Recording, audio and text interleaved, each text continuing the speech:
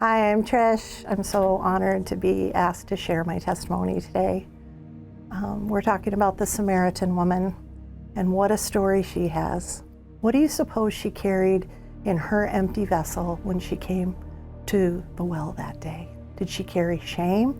Did she carry lies? Did she carry the horrible messages that people had deposited in her soul throughout her life? Did she have any inkling that she was about to meet a man who would change everything? Her identity was rooted in the shame of her past, just like mine was. These are some of the words that people had dumped into the broken cistern that I carried to my first encounter with Jesus.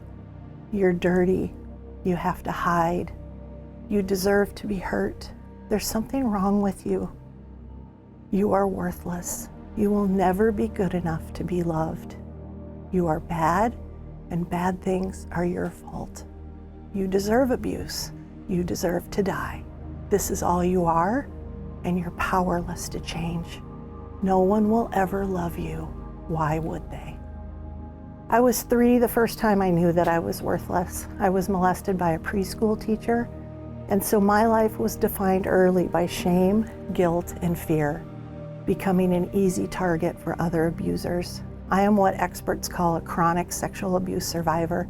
In counseling over the years, I've written healing letters to over 100 perpetrators, both male and female. I grew up in a family system of fear and isolation, abuse, and control. My dad was a science professor, an atheist, and he taught me to believe that Christians were moronic, weak, and pathetic. I never saw a Bible, never went to church, and never knew who Jesus was. So my dad left when I was 12, and his parting words to me were, "I have to leave because of who you are." And my mother blamed me for his leaving, became an alcoholic almost overnight, and I was left to care for my younger brother. I lost my virginity later that year to a 30-year-old camp counselor, and I never told anyone. Why would it have mattered? So these messages of shame and worthlessness defined me just like the Samaritan woman and placed a target on my head for other abusers. I started college at age 15, and with no parents to guide me, no other adults in my world, I fell prey to an immoral and dangerous lifestyle. I was abused and assaulted by more people than I can count. And just like the woman at the well, I resorted to the same resource that women since the beginning of time have used to survive: my body. It's what I knew. It's all I had. It's all I was.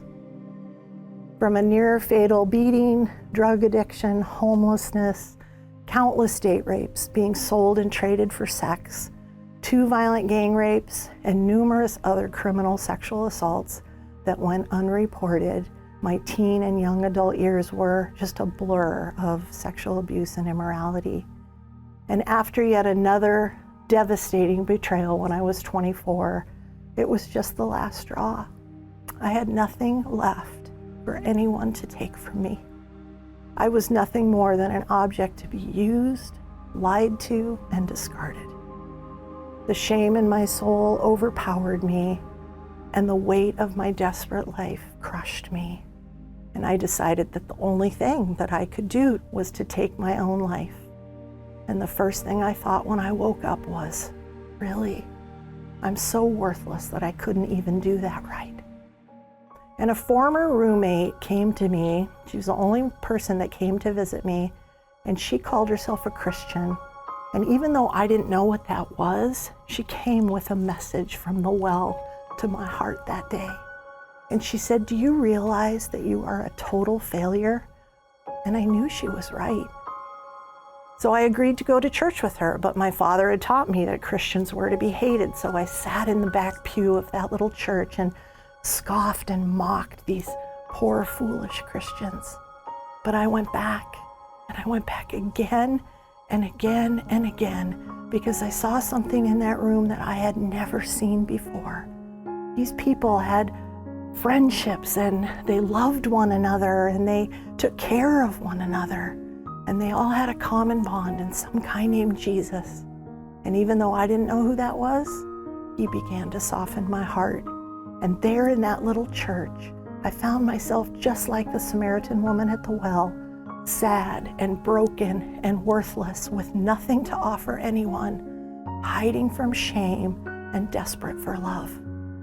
And so one Sunday morning, I took my place in the back row, but that morning something was different. A miracle was about to happen.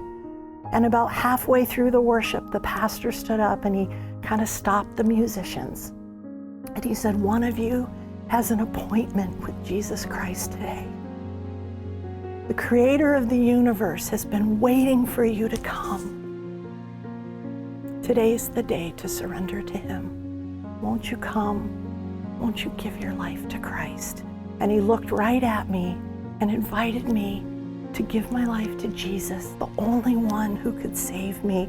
And I can't explain it any other way than I felt the Spirit of God shoot through the roof of that tiny little church, down through the top of my head, dropped me to my knees. And in that moment, I cried out a lifetime of tears. And for the first time in my life, I knew love. And I knew there was a chance for a broken, ruined, wretched woman like me. Can you imagine? Jesus Christ came looking for someone like me. And in that moment, I encountered Christ, and in an instant, he offered me forgiveness and healing and hope. And just like at the woman at the well, one moment changed everything. And I was miraculously transformed by an encounter with the love of Christ. My chains were gone. I was set free. John 8:36 says, "So if the Son sets you free, you will be free indeed." And I have never looked back from that moment, and I have served him with everything I am ever since the moment I first believed. So my dear sisters, the message God has for you this morning, I hope through my story, is to not hang your head in shame. Jesus came searching for you. And he wants you to lay down the shame and the doubt and the fear at his feet. Whatever is holding you back, let him set you free. Encounter Jesus and let him fill your cistern in the way that only he can. Let the fountain of living water wash you clean and spring up into everlasting life. One encounter with Jesus changes everything.